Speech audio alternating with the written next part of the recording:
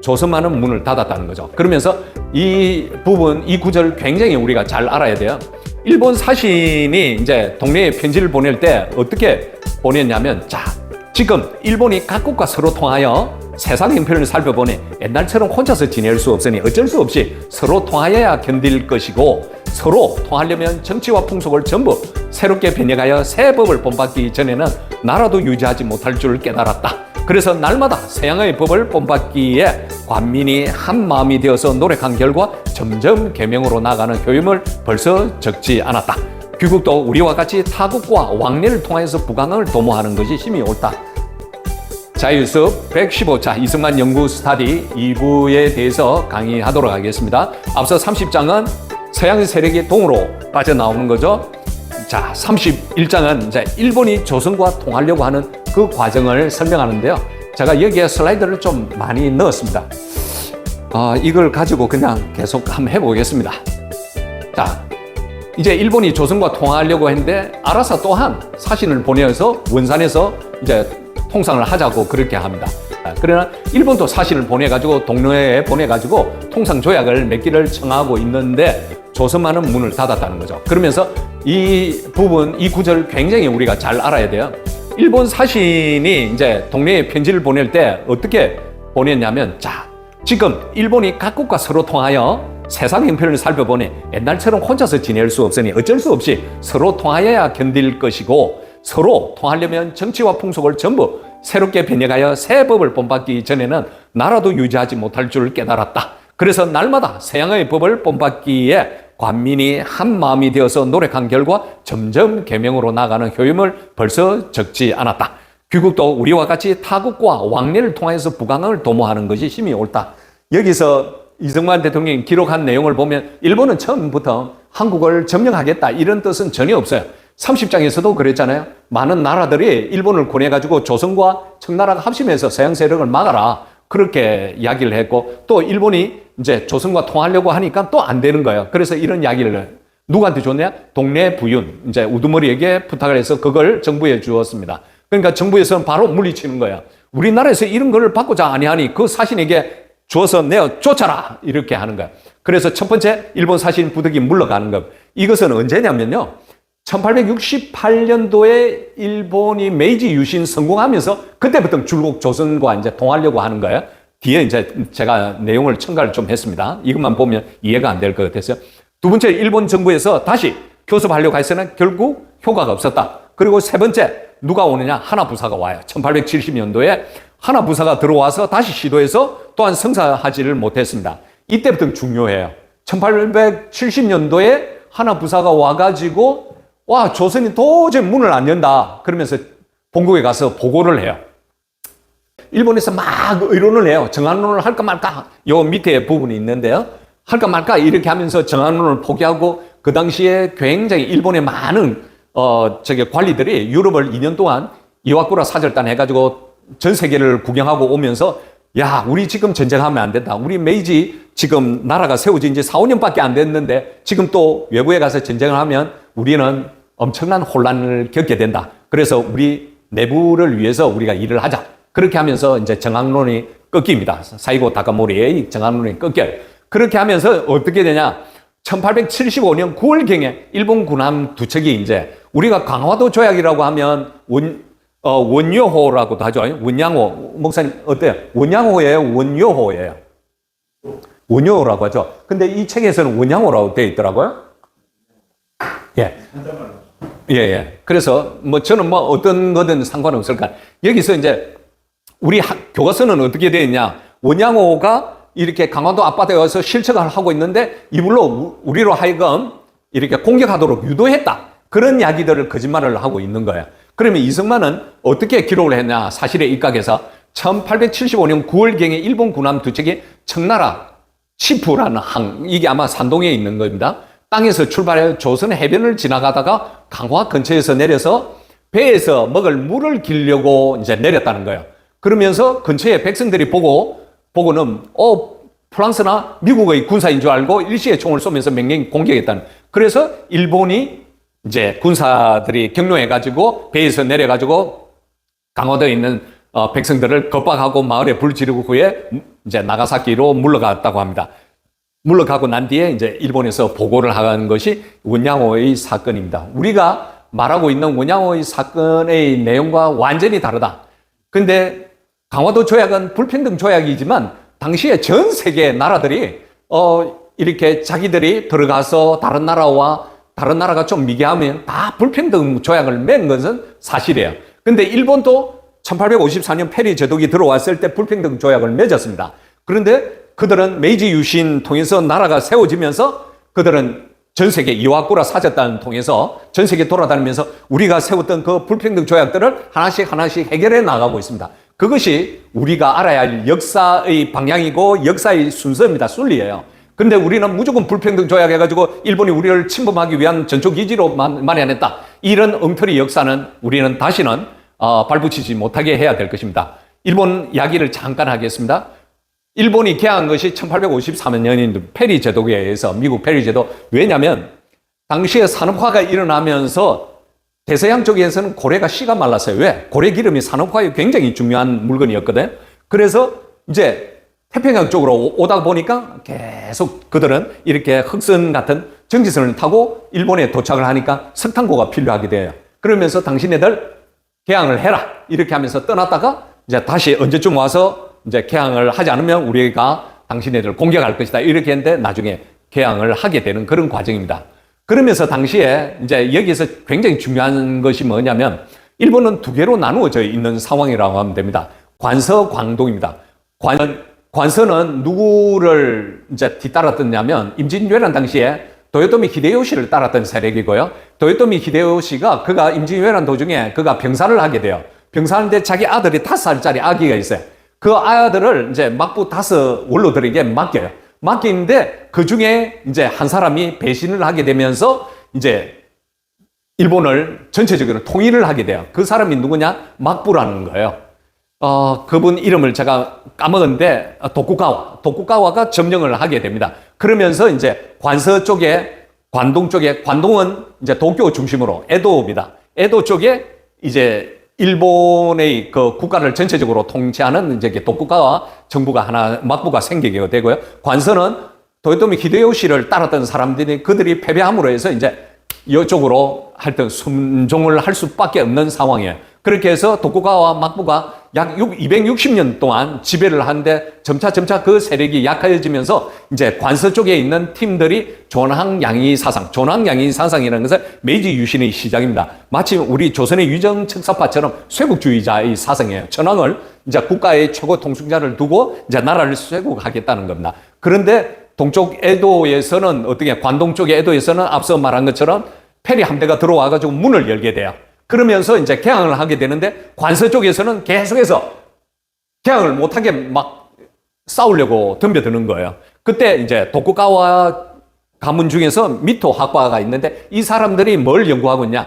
대일본사를 연구하면서 존항양의 사상을 가지고 있던 사람들인 거예요. 그래서 나중에 이 사람들이 전쟁 없이 서로 합치는 그런 놀라운 과정이 바로 메이지 유신입니다. 메이지 유신은 전 세계적으로 굉장히 중요한 통합의 나라가 어떻게 통합되는데 싸우지 않고 통합됐다는 것이 굉장히 중요한 사상인 것 같습니다. 그래서 메이지 유신이 되면서 천황에 대해서 이제 중심으로 된 나라가 세워지면서 일본이 처음으로 이제 270개의 번이 있었는데 영주들이 이렇게 다스린 나라가 이제 사스마, 조슈, 미토인 전부 다 일본인이 되고 이 번이 이제 국가로 통치가 되고 군사력들은 다 천황으로 되고 존항양의 사상이 됩니다. 그러니까 결국 바쿠 정부에서 천황으로 넘어오게 되는 것이죠. 그러니까 일본이 이렇게 1853년에 개항하면서 이제 그들과 조약을 맺기 위해서 1860년도에 견미사절단을 보내게 됩니다. 여기서 재미있는 에피소드가 하나가 뭐냐면 미국에서 배를 제공하는데 이때 일본은 어떠냐면 네덜란드에서 배를 하나 샀어요. 이 배 이름이 갈림마루예요. 이 배를 자기들이 막 염습하고 이래가지고 그 태평양을 처음으로 건너가게 되는데 자기들이 미국 당신네들이 먼저 앞서가라. 우리는 뒤따라서 우리 배를 가지고 가겠다고 하는 거예요.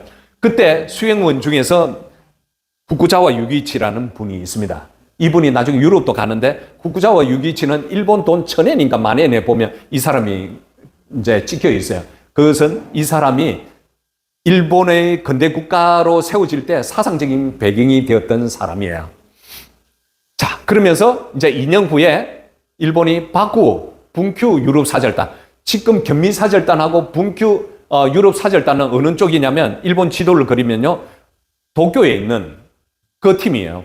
그 바쿠라고 되어 있잖아요. 바쿠 분큐 유럽 사절단이에요. 왜 62년도를 갔냐면 53년도에 페리 제독이 들어오고 그다음 많은 열강들이 들어오면서 불평등 조약을 맺잖아요. 그러면서 개항을 해라고 하니까 자기들은 뭐 개항을 하려고 하니까 관서 쪽에 있는 팀들이 계속해서 쇄국해야 된다 이러면서 싸움을 걸고 이러기 때문에 나라가 굉장히 혼란스러웠죠. 그래서 이제 동쪽에 있는 에도 이제 바쿠 정부가 유럽 사절단을 보내가지고 개항을 65년도까지 좀 서서히 늦추자고 하는 그러한 외교를 펼치고 오면서 견문을 하게 됩니다. 이때 또 후쿠자와 유기치가 가게 되는데, 후쿠자와 유기치가 앞서 말씀드린 것처럼 근대 국가를 세운 데 사상적인 아버지였습니다. 그래서 이 사람은 당시에 전공은 뭐냐면 네덜란드어를 아주 잘했습니다. 그러니까 유럽 가는 상관이죠. 앞서 말씀드린 것처럼 여기에 도쿄가 에도 정부고요. 여기 조슈, 사스마 이 두 지역이 이제 관서 지역입니다. 여기서 이제 세력이 서서히 이쪽이 약화가 되면서 다시 동쪽으로 이렇게 가게 됩니다. 이것이 바로 존황양이 사상이 부상이 되면서 이제 쇄국을 하려고 하는 장면이죠. 그러면서 서쪽에 이렇게 많은 사무라이들이 탄생을 하게 됩니다. 근데 중요한 것은 이제 서쪽에서 또 어떤 사건들이 있냐면 나마무기 사건이 일어납니다. 1862년 9월 14일인데 이 나마무기 사건은 뭐냐면 영국 사람들이 이제 내지에서 말을 타고 가고 있는데 그 사스마 쪽에서 이제 영주가 가고 있는데 그 사이에 끼어드는 거야. 너희들은 무례하다 이러면서 칼로 치고 한 명 죽고 막 나머지는 부상당해 도망가는 거야. 그렇게 해가지고 63년도에 8월 15일 날에 이제 사스마하고 영국에서 전쟁이 일어나면서 사스마가 지게 됩니다. 지게 되니까 오히려 쇄국을 하려던 그 사람들이 와, 우리 대포는 동그래가지고 뻥뻥뻥 때리는데 얼마 100m도 안 날아가는데 이 사람들은 요즘 말하는 그 긴 대포 있지 않습니까? 그걸 가지고 쏘니까 사정거리가 4배나 늘었어요. 그러니까 자기들이 이길 수가 없는 걸 보면서 와, 우리가 유럽을 배워야 되겠다 이러면서 쇄국 사상을 버리고 오히려 관서 쪽에서 문을 열게 되네요. 그리고 또 하나의 시모노세키 조약이 해전이 일어납니다. 시모노세키 이제 앞서 제가 말씀드린 것처럼 부산에서 배를 타면 관부해역을 건넌다고 했죠. 그게 바로 시모노세키로 가는 거예요. 지도를 보면 이렇게 시모노세키 이렇게 가면 요 사이를 지나서 이렇게 태평양으로 갈 수가 있어요. 그러니까 많은 배들이 이쪽을 건너가려고 하는데 어떻게 되냐? 조슈입니다. 그냥 사스마는 아래쪽이고 지금 시모노세키는 조슈버는 요 위에 있습니다. 여기서 배가 이렇게 쭉 건너가는 거를 이제 어떻게 하냐면 사무라이들이 폭탄을 터뜨려가지고 이걸 막아버리는 거예요. 그렇게 해가지고 안 되겠다. 미국, 영국, 네덜란드, 프랑스가 연합군이 만들어져가지고 시모노세키 해전에서 승리를 합니다. 이때 또 시모노세키도 그러니까 쇄국주의자로 가장 강력했던 그 번이 어디였냐면 여기 조슈 번이었어요. 조슈 시모노세키였어요. 그런데 자기들도 이걸 보고 안 되겠다. 우리도 따라야 되겠다. 이렇게 해가지고 이제 관서 지역에 존황양이 쇄국 사상을 가졌던 사람들이 다 문호를 개방하게 됩니다. 이때 이제 대표적으로 유명한 것이 이토 히로부미하고 이노우에 가오로 조슈번에 있는 5청년이 밀항을 해가지고 미국에 가서 공부를 해가지고 돌아오게 된다는 겁니다. 그러면서 여기에서 보면 에도 정부에서 견미사절단, 바쿠 분큐 사절단 해가지고 유럽에 또 갔다 오지 않습니까? 이번에 이제 시모노세키 해전 그리고 조슈번의 사스마에서 또 전쟁이 일어남으로 해서 이쪽에서도 또 이제 개항을 하게 되는 겁니다. 그러면서 이제 서로가 이제 전쟁을 또 붙게 되는데 이때 도사 지역에 있는 료마라는 사람이 있어요. 이 조슈와 사스마가 앙숙이었는데 이 사람들을 화해시키면서 한편이 되게 하면서 이제 어디로요? 동쪽으로 진입을 하게 됩니다. 그러면서 막부를 점령을 하게 되는 거죠. 이때 사초 동맹이라고 합니다. 1866년 1월 22일 날. 그러면 조슈에 있는 기도 다카요시가 있고요. 사스마 번에서는 사이고 다카모리가 있는데 이 두 사람을 누가요? 료마가 이제 중재를 해가지고 마쿠에 이제 가서 평화 협상을 해가지고 전쟁에서 승리를 하게 되면서 이제 천황이 국가를 다스리는 이제 일본의 하나의 통일된 국가가 완전히 형성이 됩니다. 그렇게 하면서 이제 260년 내려오던 도쿠가와 막부가 이제 없어지고요. 1866년에 여기 사카모토 료마를 내세우는 사초 동맹 이 세 사람이 만들어내면서 이제 1867년 대정봉황과 왕정복고가 이루어집니다. 이때가 이제 메이지 유신의 시작이라고 보면 됩니다. 자, 중요한 거는 대정봉황이라는 게 뭐냐? 이제 막부 제15대 쇼군인 도쿠가와 요시노부가 자기의 모든 정권을 이제 메이지 황제에게 반납을 하는 그런 모습이라는 것입니다. 그 다음에 어떠냐? 그렇게 하면서 이제 5개월 후에 1868년 4월 6일 날 메이지 황제가 이제 선포를 합니다. 이게 오개조의 서문이에요. 이 오개조의 서문을 본따서 나중에 20년 후에 1894년에 청일 전쟁이 일어날 때 이제 일본이 우리나라에 와서 갑오 경장을 할 때 홍문 14조를 만들 때 요걸 본떠 가지고 만드는 그런 장면이 됩니다. 그래서 이 오개조의 서문이 굉장히 중요하죠. 첫 번째 뭐냐? 널리 회의를 일으키고 만사를 공론에 의해서 결정을 한다. 두 번째, 상하 마음을 하나로 하여 활발하게 경륜을 해야 된다. 세 번째, 문무백관이 하나가 되어 서민에게 이르기까지 각자 뜻을 세워서 민심을 흔들리지 않기를 요한다. 네 번째, 구례, 옛날의 그러한 누섭을 타파하고 천지의 공도에 기초한다. 다섯 번째, 지식을 세계에 구해 크게 환기를 떨쳐야 한다. 이러면서 국정 5개조를 발표하면서 근대 국가를 출발하게 됩니다. 그러면서 이때 신도가 탄생을 하게 되는 거죠. 그러면서 이제 대정봉황하고 난 뒤에 정권을 완전 이제 그 황제에게 드리고 난 뒤에 천황에게 반납하고 난 뒤에 이제 어떤 사건이 생기냐? 69년도 7월 25일 날 이제 판적봉환 그리고 패번치현 이 두 사건이 일어나요. 판적봉환이라는 것은 뭐냐면 에도 막부가 설치한 번이 가지고 있던 토지와 호적을 모두 다 천황에게 반납을 하는 게 되는 겁니다. 저는 이걸 보면서 판적봉환을 통해서 일본은 이때 토지 개혁을 한 것이 아닌가 그런 생각이 좀 들더라고요. 그러면서 이제 번을 폐지하고 중앙정부가 이제 파견한 현령이 다스리는 현을 전국에 이제 번이었지 않습니까? 이제 현으로 바뀌면서 패번치현을 실시하면서 중앙 집권 국가를 이루게 됩니다. 이렇게 하면서 최초의 중앙 집권제가 생기게 되는 거죠. 그러면서 이제 놀라운 거는 1868년에 이제 메이지가 출발하잖아요. 근데 나라가 세운 지 이제 1867년이 메이지라고 하면 1871년도 그죠? 메이지 4년 때부터 6년까지 그러니까 약 2년 동안 이제 이와쿠라 사절단을 만들어 가지고 전 세계에 2년 동안 돌아다녀요.